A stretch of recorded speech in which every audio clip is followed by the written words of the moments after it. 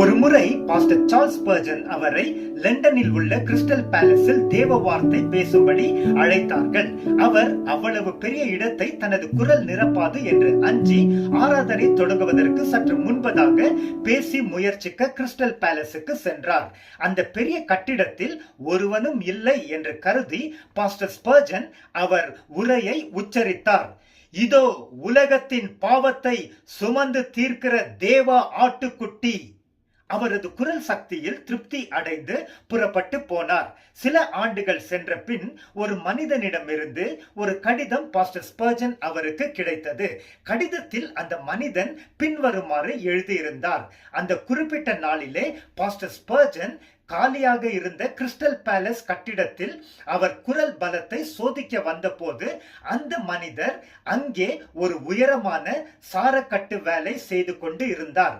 Pastor Spurgeon, இதோ உலகத்தின் பாவத்தை சுமந்து தீர்க்கிற தேவ ஆட்டுக்குட்டி என்று இயேசு கிறிஸ்துவை குறித்து பலமாக அறிவித்தது அவன் இதயத்தை தொட்டது. அவன் பாவத்தின் அடிமைத்தனத்தில் சிக்கி இருந்தான். சொல்லப்பட்ட தேவ வார்த்தையை நம்பினான். தேவ ஆவியானவர் செயல்பட தொடங்கினார். இயேசு கிறிஸ்து அவனுக்காகவும் பலியானார் என்பதை நம்பி ஏற்றுக்கொண்டு தேவன் வழங்கும் பாவ மன்னிப்பை பெற்றுக்கொண்டான். அடிமை வாழ்க்கை மாறியது. தேவ பிள்ளையாக வாழ்ந்து வருகிறேன் என்று கடிதத்தில் எழுதி இருந்தார். பிரியமானவரே, பாஸ்டர் ஸ்பர்ஜன் வெறும் அவர் குரல் பலத்தை டெஸ்ட் பண்ணுவதற்கு சொல்லிய தேவ வார்த்தை ஒரு மனிதனின் வாழ்க்கையை மாற்றி அமைத்தது.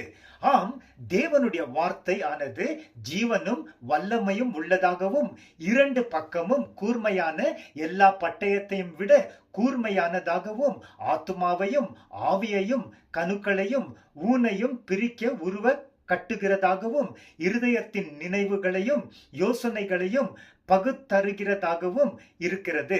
எபிரேயர் 4:12. இங்கே தேவ வார்த்தை ஜீவனும் வல்லமையும் உள்ளதாக இருக்கிறது என்று வாசிக்கிறோம். ஆங்கில வேதாகமத்தில் the word of God is living and active என்று எழுதி இருக்கிறது.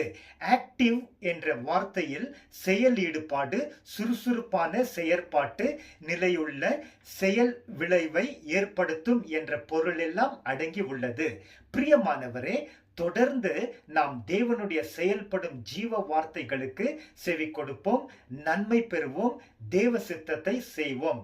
தேவனுக்கே துதி கன மகிமை என்றென்றும் உண்டாகட்டும். ஆமென்.